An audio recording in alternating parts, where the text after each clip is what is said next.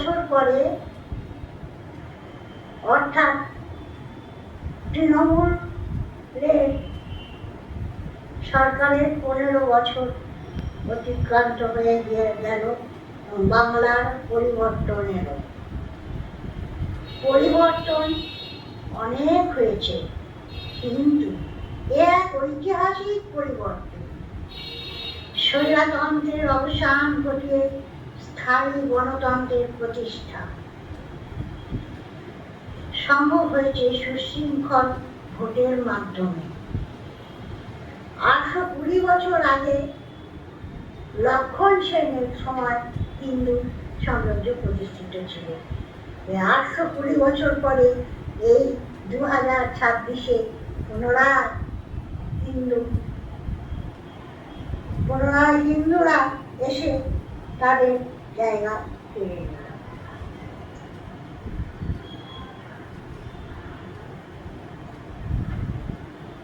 অত্যাচারে জর্জরিত বাংলা মা ঠিক থাকতে পারছিল না।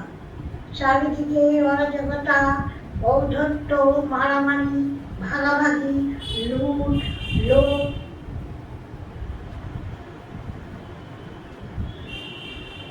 কাটমানি, সব দেশে বেকার, চাকরি নেই, শিল্প নেই, চিকিৎসা নেই, পরিযায়ী শ্রমিকরা পেটের টানে বাইরে চলে যাচ্ছে, তাদের মাথার ছাড়ও নেই।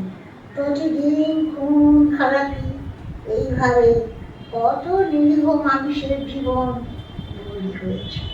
মেয়েদের সুরক্ষা নেই, ধর্ষণকারীরা দোষ করে আবার মাথা উঁচু করেও চলে। তারা দেশ পার পেয়ে যাচ্ছিল। প্রতিবাদ করতে গেলে সকলের জীবনহানি হয়।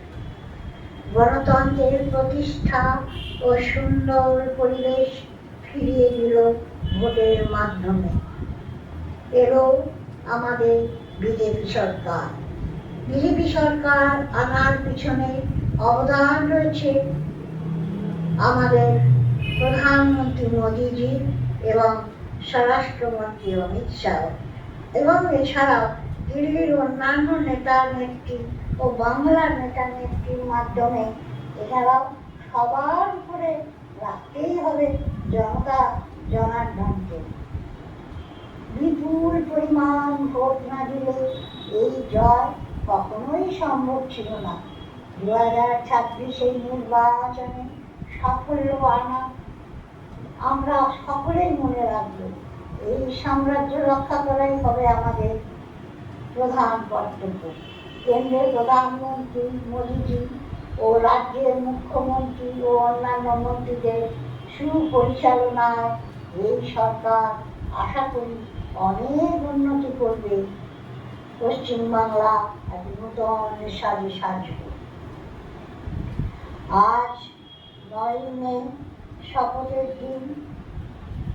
মুখ্যমন্ত্রী এবং অন্যান্য মন্ত্রীদের এবং নেতাদের জনগণের সঙ্গে থেকে কাজ করতে হবে, এটাই শপথ নিতে হবে। আজ বাংলা রক্ষা করার দায়িত্ব সবার। খাদ্য, বস্ত্র, বাসস্থান ও শিক্ষা যাতে সাধারণ নাগরিকরা পায়, সেদিকে সবাইকে নজর দিতে হবে। ঝগড়া মারামারি না করে ভালোবেসে সকলকে কাছে টেনে এবং তাদের অসুবিধার কথা শুনতে হবে। অর্থাৎ সরকারের সঙ্গে সাধারণ মানুষের যোগাযোগ মজবুত হতে হবে। তবেই তো একটি সম্পূর্ণ সুন্দর রাজ্য তৈরি হবে। যেমন ভারতবর্ষ সকলের সঙ্গে শান্তি বজায় রেখে শান্তির প্রতীক হয়েছিলেন আমাদের প্রধানমন্ত্রী নরেন্দ্র মোদী। আজ আরো বলছি, এই আমাদের এই বাংলার এই 15 বছরে বহু বহু বহু জনগণ মারা গেছেন এবং আমাদের সাথীরা মারা গেছেন। আজ শপথ করার আগে তাদের স্মরণ করে বলতে চাই, আমরা তোমাদের সঙ্গে আছি আছি আছি। আমি এবারে একটি কবিতার মাধ্যমে বাংলার গুণগান করব। বাংলার এসেছে এবার বিজেপি সরকার। বিজেপির আমন্ত্রণে বাংলা মা বসবেন পদ্মাসনে। স্বৈরাচারী সরকারে চলে যাবে সবাই নির্বাসনে।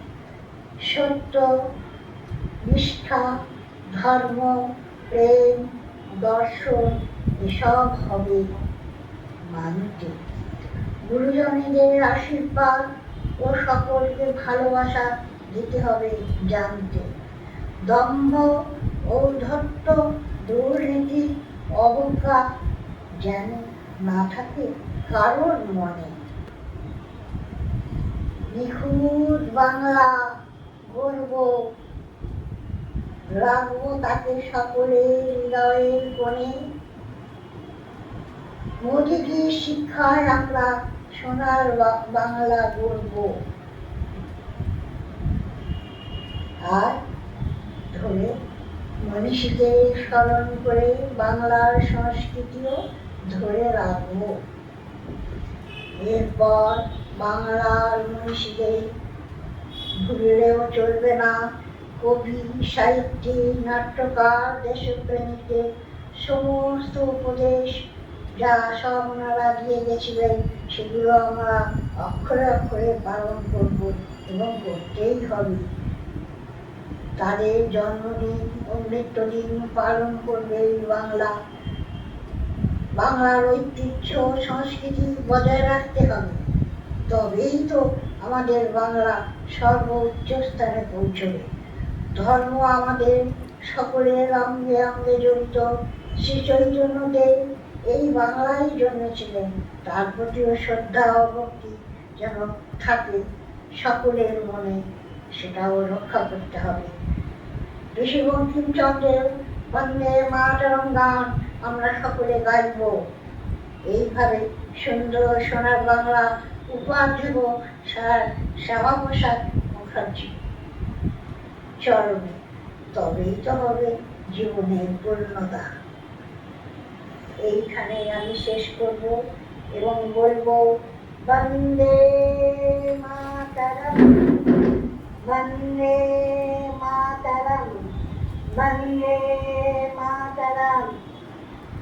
জয় শ্রীরাম, জয় শ্রীরাম, জয় শ্রীরাম।